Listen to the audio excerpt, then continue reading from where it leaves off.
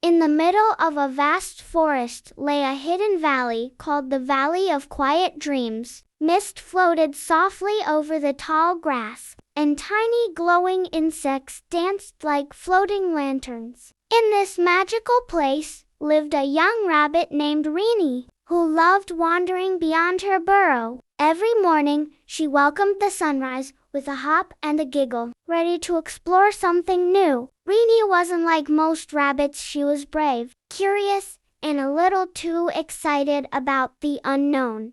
She collected shiny pebbles, tasted leaves she wasn't supposed to, and kept a map drawn with muddy little paw prints. Her mother always warned her, "Stay away from the shaded cliffs."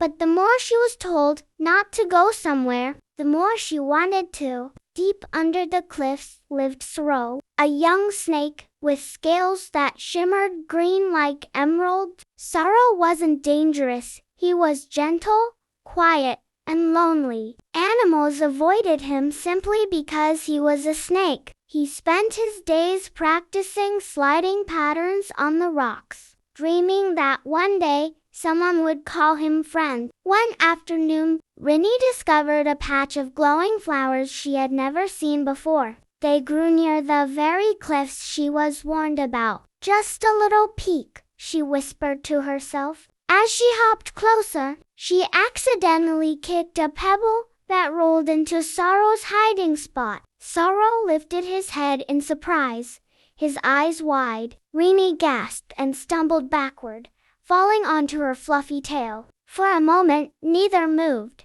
The valley grew completely silent, except for the beating of two very scared hearts. Rini scrambled up and darted behind a rock, peeking with trembling whiskers. Sorrow pulled back, afraid she would scream or call other animals. Both misunderstood the other, both thought they were the one in danger. That night, Rini lay awake in her burrow, thinking about the snake's eyes. They hadn't looked hungry. They had looked lonely. At the same time, Sorrow curled under the cliffs, whispering to himself.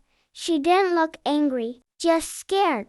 And so both young creatures wondered what might have happened if they hadn't panicked. The next morning, Rini packed a tiny bag of clover leaves, just in case peace offerings were needed. She hopped toward the cliffs, her heart racing but determined. "If I want to explore the world," she told herself, "I should start by understanding what I'm afraid of." Sorrow peeked out when he heard soft footsteps. Rini stood with shaking knees but forced a smile. Hello. "I'm Rini. I'm sorry I screamed yesterday." Sorrow's tail twitched shyly. Saru. "And I'm sorry I scared you." It was the first time anyone had apologized to him.